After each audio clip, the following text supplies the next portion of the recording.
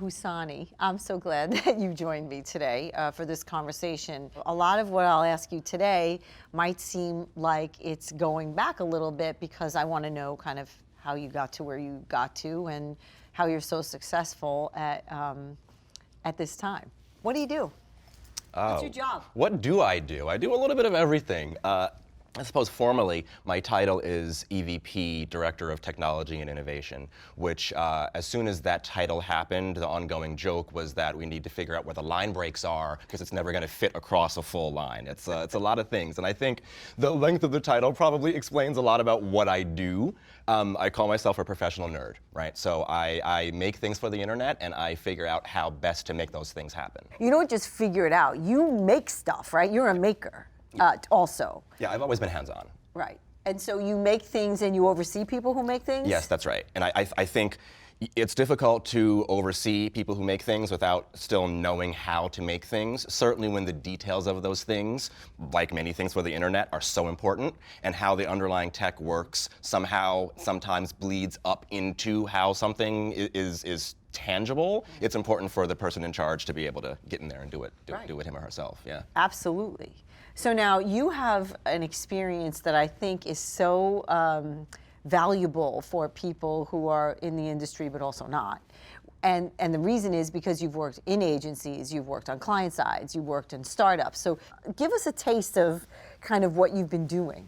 No, I sort of accidentally found myself in agency land, as I think many of us do. Late 90s .com boom, like you said, I make things, and I wanted to make things for the internet. But if you look at sort of the past 20 years of my career, I'll spend a chunk of time at a startup making something and getting really close to how people use that thing. Okay. And then I'll take that knowledge and pop over to an agency for a while, and I'm then able to take what I've learned and apply it to an entirely different set of problems, an entirely different set of clients, across all sorts of verticals, with entirely different people and teams, and really being able to take that knowledge and move it around. It's been super fun, ? Interesting, anyway. Well, it's been super valuable for us. So one of the things that I love about your experience is that you bring all of this other knowledge to the table. And I guess what I was going to say about the .com thing is sometimes when you don't know what to be afraid of, it gives you the courage to kind of just forge ahead. And I feel like you in doing that, you really not only got your hands dirty, but you kind of forged ahead, not knowing what to be afraid of. And I feel like we're in that kind of time right now. And you raise a great point. We had no idea what we were getting into when we started that company. We have any money? Nope. We have a product that's built yet? Nope. We got a good idea, and we thought, oh, that's enough. Oh, we're smart people, we'll just dive in and figure it out. And sometimes it's not enough, but sometimes it is. And when it is enough, it's magic, and it can be a fantastic experience. You're a maker, you're a thinker, you're a creative problem solver. What did you study in college? I did not go to college. I started doing this right out of high school. Yeah, within 6 months of graduating high school, I was an intern at an interactive agency. This is late 90s, and I go on the job interview, and the person who became my boss is interviewing me. He's the head of technology for this group, and he says, "So you know HTML, right?" And I said, "Yeah, of course I do. My name starts with an H. I know HTML." And he's okay, cool. You're hired. Done. Start next week. And I leave the building, and I'm like, what is HTML? I don't know. I'd always been a computer kid, right? That was my. Right. I had been a nerd since I was born. But I was also a musician. So I always saw my career as being, I'm going to be a professional musician. That's going to be the thing. I'm going to take some time between high school and college. I'm going to take a gap year, explore a little bit. I do this computer thing. I'll get an internship, maybe make some money, and then hop on into music school. And that really didn't happen. I think that's a great example and also a great thing for people to hear because the cost of college these days is wicked expensive, right? And getting right into the workforce and not even knowing kind of that this is You thought you were taking a gap year. You thought you were earning some money, and then look at you, right? So 20 you're years later, it's like that's a gap, a couple decades. it's a gap, but it's also a gap that was extremely productive. I think that sort of sense of diving in and seeing what happens has really served me well. You know, like I said, did I know HTML when I started that internship? No, of course not. I was a computer person, but I was an IT guy. I would run internet cables and that sort of thing, right? So there's a moment where maybe 3 weeks into my internship, and we have a client call in a couple hours from this moment. And we would always develop the presentation pages in HTML because we'd put them on the website, and the client would log into the website, see the comps, and we'd have a conversation about it. So the person who built that stuff, because remember, this is 20 years ago, so there's no system for this. This is being developed by hand by a person over in the corner. And that person was out sick that day. So the ECD runs over to the tech area. It's like, okay, where's Bill? Bill's not here. Oh, we need this page up. And he looks around. He's like, Husani, you're it. You have 35 minutes before we're getting on this call. I hope you taught yourself HTML. That was the longest 35 minutes of my life, and also the shortest 35 minutes of my life. So yeah, I kind of learned really quickly and did that. And it's kind of instructive and says a lot about, I think, my core personality. It's like, there's a massive problem, let's just jump in and figure it out. And I want my teams to know that I expect you to dive in without fear. Just figure it out. And failure to figure it out doesn't mean that you're done. It doesn't mean that you got to leave the building now because you couldn't figure out this thing on time. It means that, all right, well, the universe didn't quite line up for you today. Let's try it again tomorrow. And being comfortable with fear and the thought of failure, you have to be.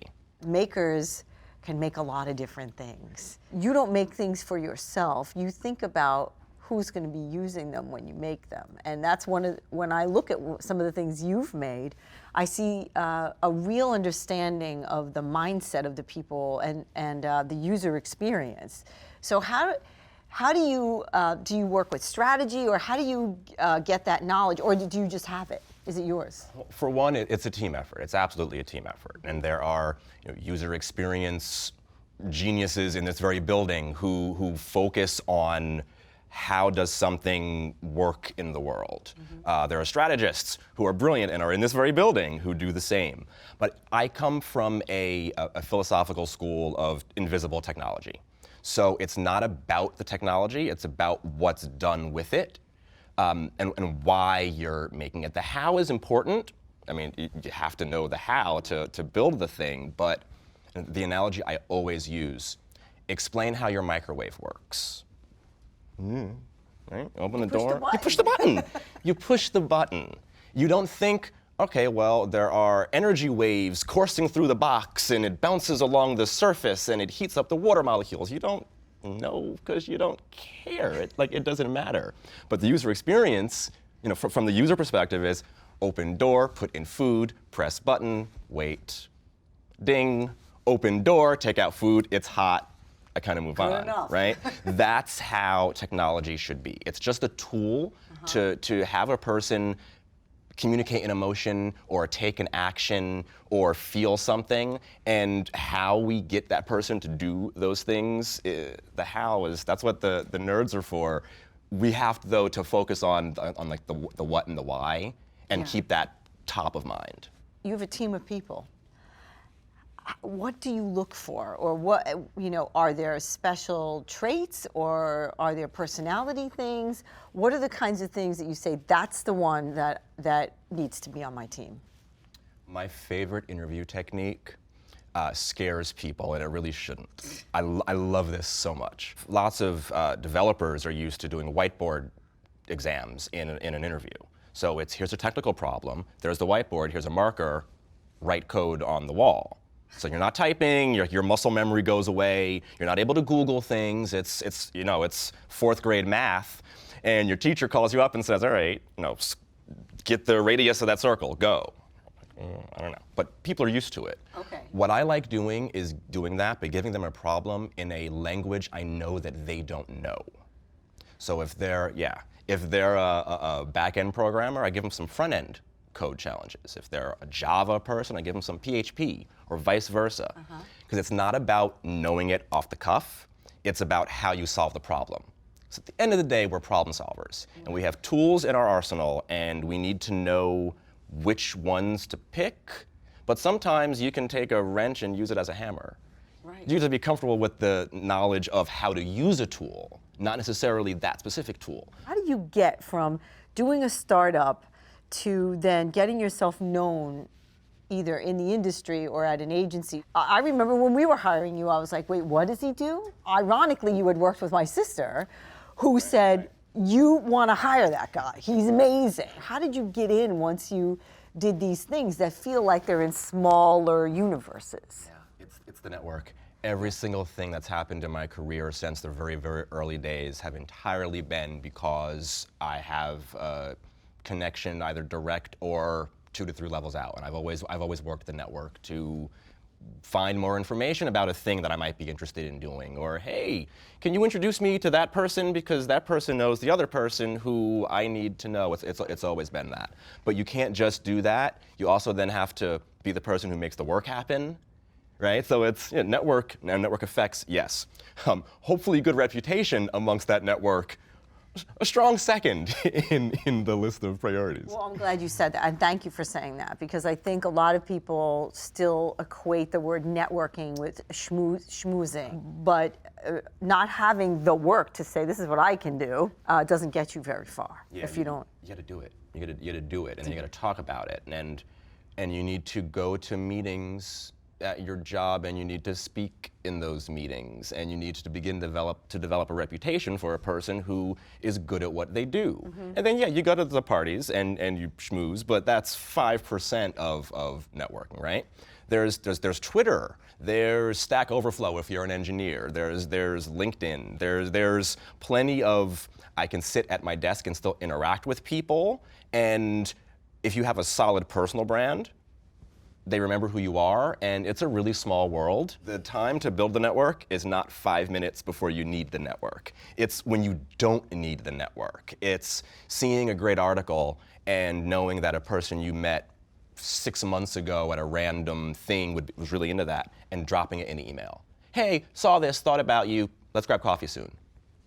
You might never grab coffee with the person, but they'll remember who you are, and then when your name comes up a year later, they're like, oh, that's that person who sent me that article that I randomly met at some industry thing or at a schmooze fest, or saw on Twitter, or knows my sister, and it all. Well, the fact that you even remember what people are interested in enough to send them an article says that you're sort of on it. Do you know what I mean? So people remember that, and that's someone else mentioned that, which is a really great thing. What is something that either surprised you, or you didn't see coming, or you say, you know what, now I wasn't expecting that? That's a really good question. I love this question. This is a good question, yeah. I'd say the rise of platforms at a global scale. 6 Degrees, MySpace, Friendster. But you saw these communities begin to develop and platforms being developed out of these communities.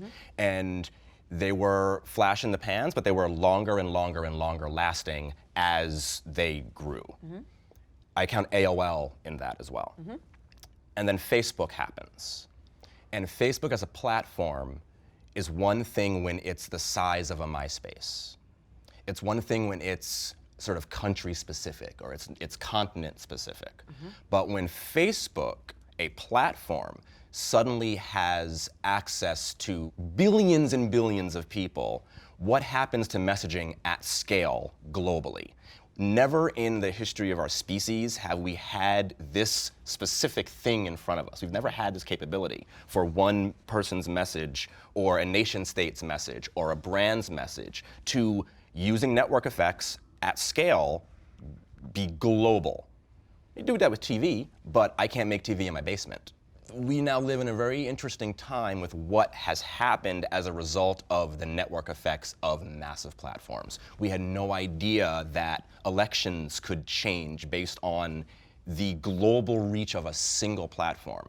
And then it forces the argument, is this platform a tech company? Is it a media company? Do those distinctions matter anymore? I never saw even having to answer that question coming. We always thought MySpace is a cute little thing, make a profile page, and that would be what the internet was. It's so much bigger than that now. Yeah, and frankly, this is a great example, because if you read the newspaper, I'm not sure the people who started the company had thought about that. Yes, no one did. It was completely out of nowhere. And of course, you wanted to. The whole point is to scale, and software ate the world. The whole point of Facebook is to eat the world. That's their business. It was the objective from day one. But there was a thought that the more people are connected to each other, the better off we are as a species. That was built into us early internet people. That was just taken as gospel. That of course connectivity is good. Exactly. Of course everyone should not just be connected to the internet, sort of technically, but be able to communicate with each other through the internet. And yes, out in the world. And how can that be anything but a good thing? Husani, thank you for joining me today. I really enjoyed talking with you. Thanks for having me. That was great. Yeah, it was great.